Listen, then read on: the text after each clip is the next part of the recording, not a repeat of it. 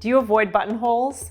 Well, throw away those snaps and Velcro, because today I'm going to show you all the secrets that you need to sew buttonholes start to finish. This is your complete guide to buttonholes. So here's what we're going to cover. The tools and notions you'll need, how to select the right type of buttonhole for your fabric, how to mark buttonhole placement, why you should stabilize your fabric, and how to create, cut, and reinforce your buttonholes. Plus, some tips for troubleshooting in case your buttonholes do come out less than perfect. So here are the tools and notions you'll need. A sewing machine with a buttonhole foot. Some machines have automatic buttonholes and some have a more manual option. So in this video, I'm going to show you an automatic buttonhole, but if you have a manual buttonhole, you can just consult the manual for your machine and it's really not that different, so you should be okay. You also need a water-soluble fabric marker, some interfacing, optionally some stabilizer, sharp scissors or a buttonhole cutter, and a couple pins. By the way, a buttonhole cutter is like this tiny little chisel that you can use to open up your buttonholes. This is a really handy and cool tool because if you use this, you're never going to slice through your buttonhole with a seam ripper again.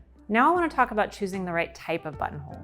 So not all buttonholes are the same. You're going to have to select a buttonhole depending on the type of fabric you're using and the type of project you're sewing. First up, we have a classic rectangular buttonhole. So this is the buttonhole that you're going to see most often, and you use this on most medium weight woven garments. This is a classic narrow buttonhole. So if you're using a more lightweight fabric, you can use this and you just dial your stitch width down to create a more narrow buttonhole. Next up, we have a keyhole buttonhole, and you use this on more heavyweight projects like bottoms, jackets, and coats, and it looks really pretty too. Next up, we have a stretch buttonhole. So some machines have a buttonhole that's specifically for knits and stretchy fabric. So the cool thing about this stitch is that it creates these little X stitches, and that just creates a smoother buttonhole in a knit fabric, and it also prevents the knit from unraveling. If your machine doesn't have a stretch buttonhole, try increasing your stitch length, which is going to give you more give in the fabric. Next up is a corded buttonhole. So with a corded buttonhole,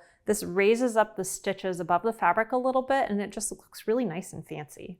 Next up is bound buttonholes. So these are wonderful for tailored garments like jackets and coats. They look beautiful in wool and it's like this little tiny welt pocket kind of thing. And if you're interested in bound buttonholes and you want to see a video all about that, comment below and maybe we can make another video about that. And finally, you can also hand sew buttonholes. So that adds a really beautiful couture touch to your projects. So in this video, we're just going to cover machine buttonholes, but that is an option. If you're interested in learning more about it, again, just let me know.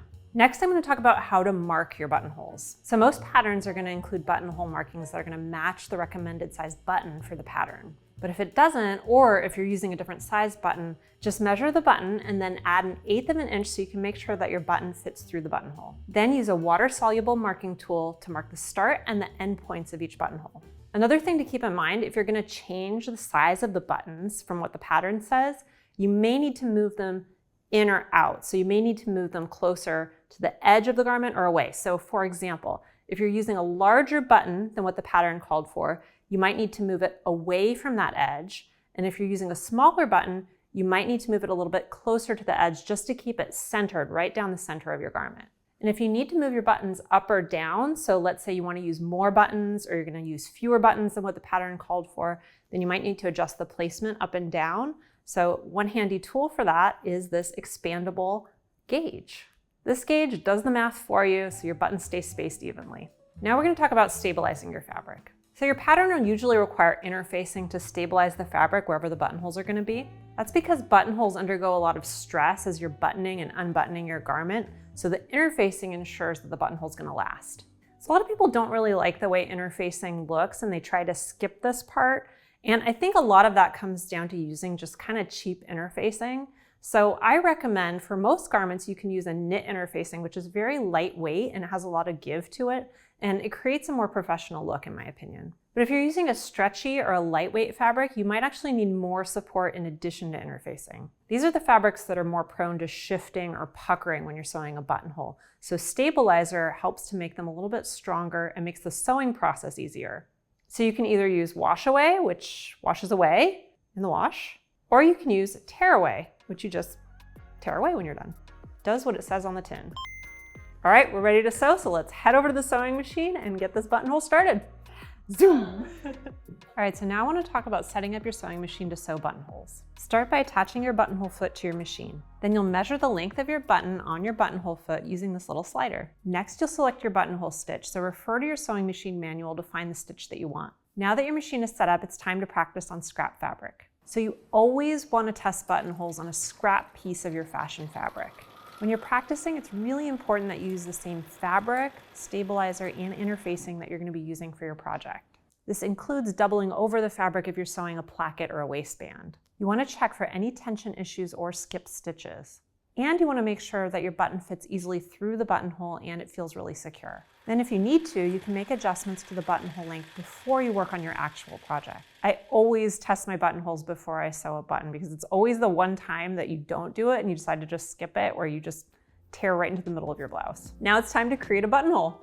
Start stitching at the very top of your buttonhole marking. Sew the length of the buttonhole in one continuous motion. When you reach the end of the buttonhole marking, hit the backstitch button on your machine and your machine will continue to create the buttonhole. Avoid stopping or pausing mid-buttonhole to ensure smooth stitches.